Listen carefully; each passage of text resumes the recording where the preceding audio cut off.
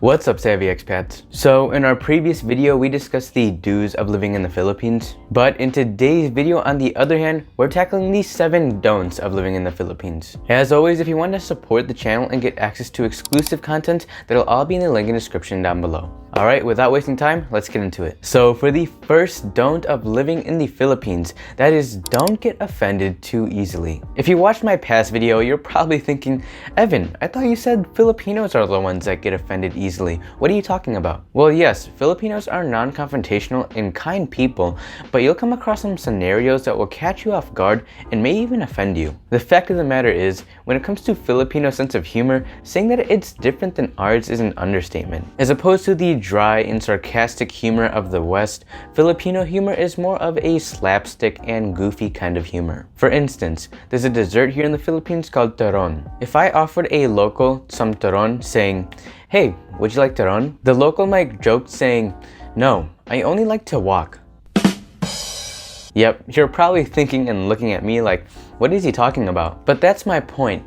The sense of humor here is very different. For you foreigners, comment down below if you understood the joke. But in other cases, the jokes might even rub you the wrong way. What are some examples of this? For one, when a local imitates your accent and proceeds to laugh, you may get irritated and offended by this. Thinking that it's a form of mockery, you may want to give him or her an earful and put up your dukes. But before you do, understand that it's a good-natured joke with no intent to harm or offend you. They're merely just expressing amusement over an accent that's exotic and foreign to their ears. When they hear our accent, it sounds so different to where they only hear it on TV and they just can't help but make an amusing joke out of it. I remember one time when I was ordering a coffee, I said to the cashier, "Can I get one Americano, please?" And the cashier imitated my accent, which, for the record, it was the wrong accent, it was British, and I thought he was mocking me. And for a bit, I was a little offended by it, but I was taken back by remembering that I literally do the same thing whenever I hear a Tagalog word that sounds odd to me or I just newly learned it. So a heads up, because this is likely to happen and it's happened to us several times. They don't intend to harm or offend or mock you. It's all in good-natured fun and it's just a joke. Lastly, another thing to not get offended over is frank comments. Where you're from, saying a comment like, "Oh wow, you put on some weight since I've last seen you," that's just blatantly rude. But in the Philippines, saying something like that or asking if you have a boyfriend or girlfriend, that's completely normal. So don't get offended if a frank comment about your appearance is made. That's just completely normal here. Now, moving on to the second don't do of living in the Philippines, that is, don't rely on credit and debit cards. In the West, you don't have to carry cash anywhere you go, as most places accept card payments and it's widely used. But here in the Philippines, credit and debit card payments are not widely used, so I recommend that you carry cash with you. And this especially pertains to places outside of major cities like Metro Manila. If you go to the province, card payments are obviously not used, so be sure to carry cash with you. But when eating at middle to higher end restaurants in city locations, there's of course more places that accept card payments. So another heads up, don't rely on credit and debit card payments because cash is the main mode of payment. Now for the third don't do of living in the Philippines,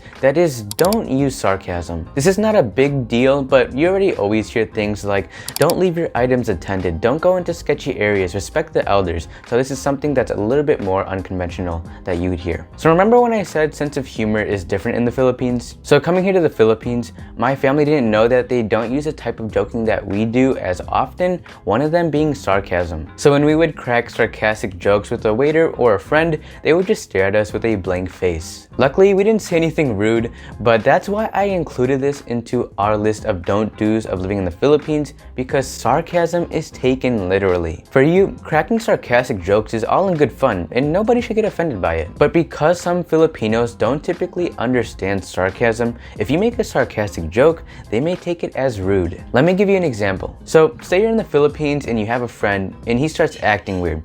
A normal joke that people say in the West is, "Well, did you take your meds today?" You can imagine if you say that to them, they'll get offended and take it literally, and that can strike up an argument. And also, don't make your mama jokes. That's never used here. I learned that the hard way. You want to talk about mother? It's mother time! Or another sarcastic joke. If someone's having a bad hair day and you say, "Hey, nice hair," they'll likely just stare at you with a blank face. Or if it's raining and gloomy outside and you say, "Nice weather we're having today," they may not understand why you said that. So just be careful when using sarcasm, because some may get offended if they don't understand that kind of joking or they don't use it often. Now let's talk about the fourth don't do of living in the Philippines. So I'm gonna give it to you guys straight, no beating around the bush, no sugarcoating. Don't get caught up with baby mamas. You see, no other expat channel will bring up this point, probably because they strongly disagree with me. But let me make this clear. I'm not necessarily speaking from a moral point of view, as some of you may think, but more so financial. You do whatever you want. It's your life, and I won't tell you what to do. This is just some advice. But as many of you are planning on retiring in the Philippines, I'm assuming that you want a long-lasting retirement with the budget you have. So it's not going to be easy having a long-lasting retirement if you're spending on all these different women that seem to be charming. I mean, they're not dumb. They know that you have more money than the average person here in the Philippines, so they may seem charming on the upfront. My point is, just be careful, because you may end up supporting entire families at the result of one relationship. When it comes to having relationships in the Philippines, you as the foreigner is expected to pay for everything. And that goes beyond just your companion. At dinner, your girlfriend may invite her family, extended family, and friends, and guess who'll be stuck with the bill? Or if your girlfriend was in a previous relationship and has kids, right there you're already supporting another family. So don't just think you'll have 3, 4, 5 different girlfriends and you'll only be paying for them. Because oftentimes, it extends past them depending on how close you get, and before you know it, your hard-earned money is dwindling fast.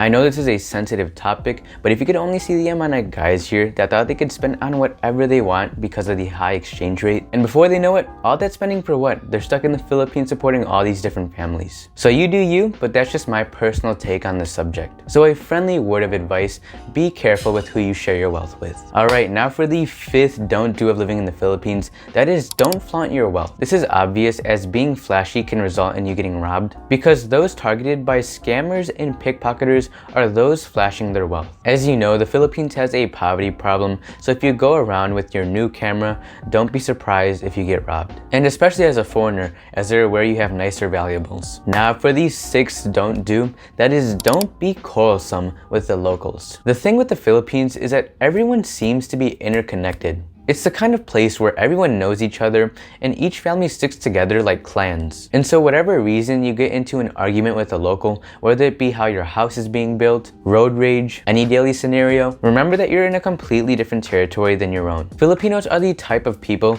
that don't easily forget arguments, so grudges could be held. And so if you wrong one guy, you're wronging his entire family, which they probably occupy the entire town you're in. Not to mention, news spreads like wildfire in the Philippines due to gossip. So you don't want that whole town you're in thinking of you as that one foreigner picking fights with the locals. Of course, no argument should be escalated, so as always, just keep a level head and avoid unnecessary confrontation. Now for the seventh don't do of living in the Philippines, that is, don't criticize the country. Well, at least when you're around the locals. 90% of the time you make a criticism with good intention, it will be interpreted as an insult to the country. You see, Filipinos are fiercely patriotic. And I don't mean to be insensitive, but to be real, they know that their country has problems, but they don't like when these problems are pointed out to them. This does vary from person to person though. Some Filipinos can easily take criticism of their own country, but there shouldn't be any problem because every country has their problems. But this is just something that I observed. Filipinos take pride in their country. So out of respect to the people and their feelings, it's best to keep your opinions to yourself, as 90% of the time, your opinions and criticisms won't be received well. And after all, it's their home, so just show some respect. Now for the eighth and final don't do,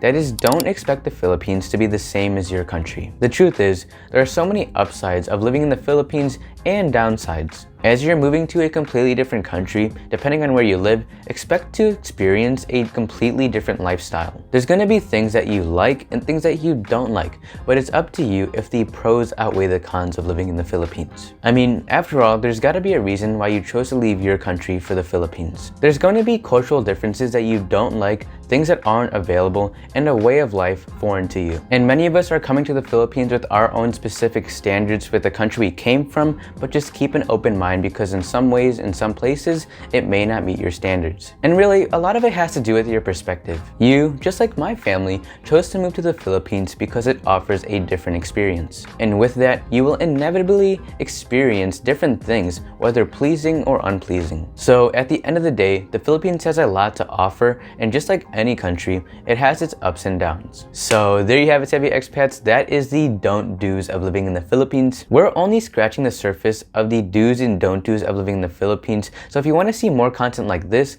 let's get this video to 500 likes. Be sure to subscribe if you want to support the channel. And so thank you for watching, savvy expats, and I'll see you in the next video. God bless.